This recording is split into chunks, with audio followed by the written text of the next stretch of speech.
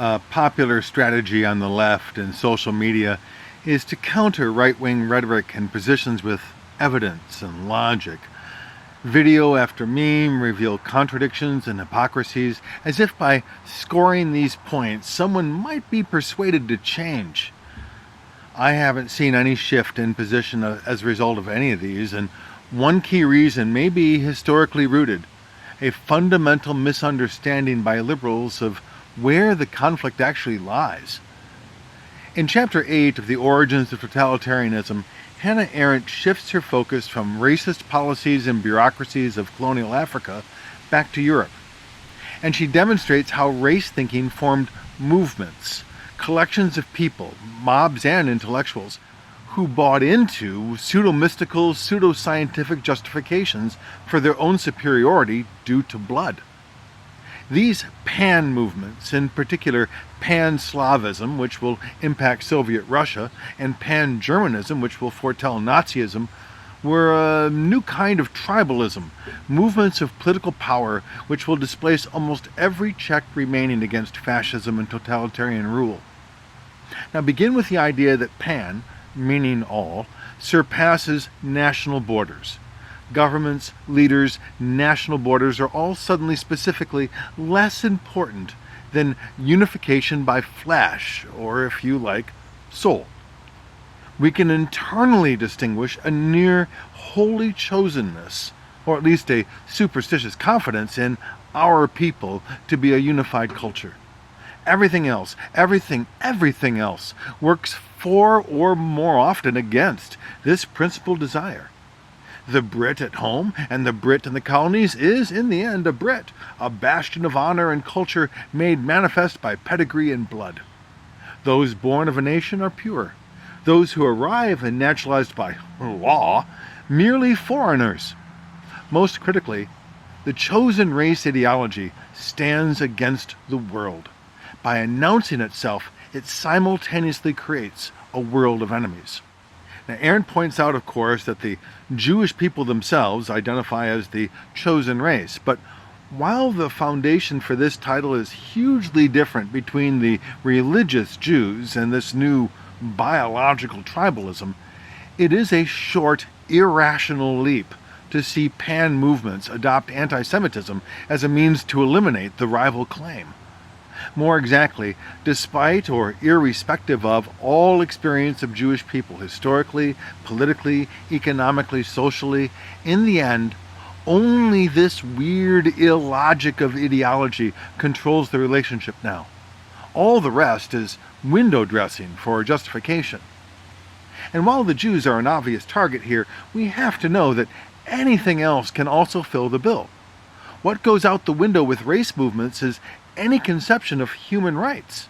For if we once believed in a common human dignity and values, that crimes committed by people must be answered for by the people, this is no longer the case. The tribe is answerable to no one but itself. The other out there, whoever it is this week or next, has neither dignity nor the right to challenge.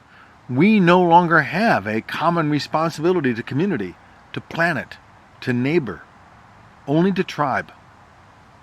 Hearing this, are you suspicious that lawlessness can't be far behind? Right you are. Now, we're not talking about real chaos here, anarchy, not really.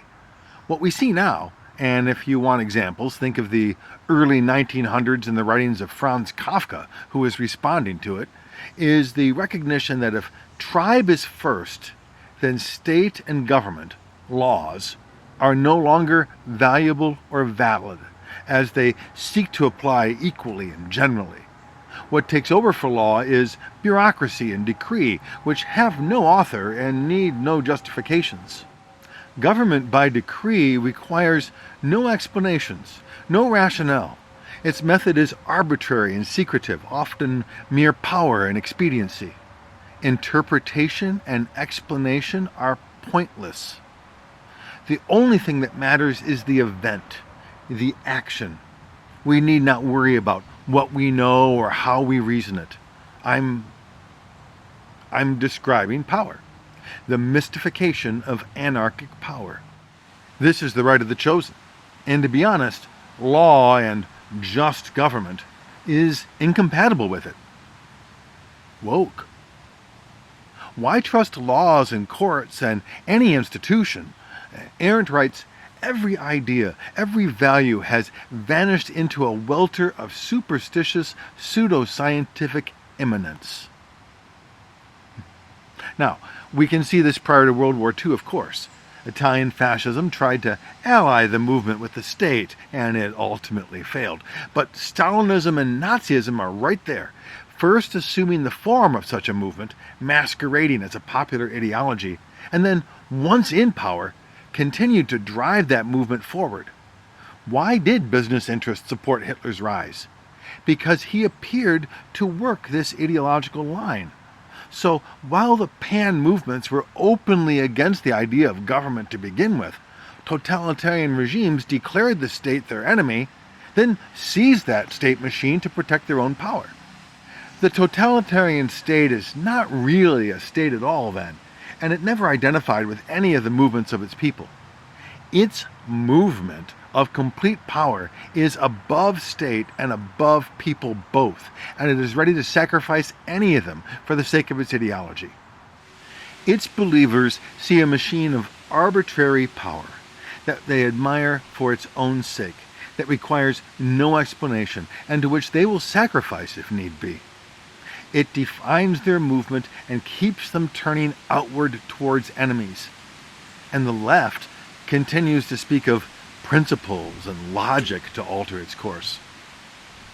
We know the historical result of our failures to understand this narrative of political movement. The righteous liberal videos get their likes and their shares, but what else are they imagining will happen? I don't know.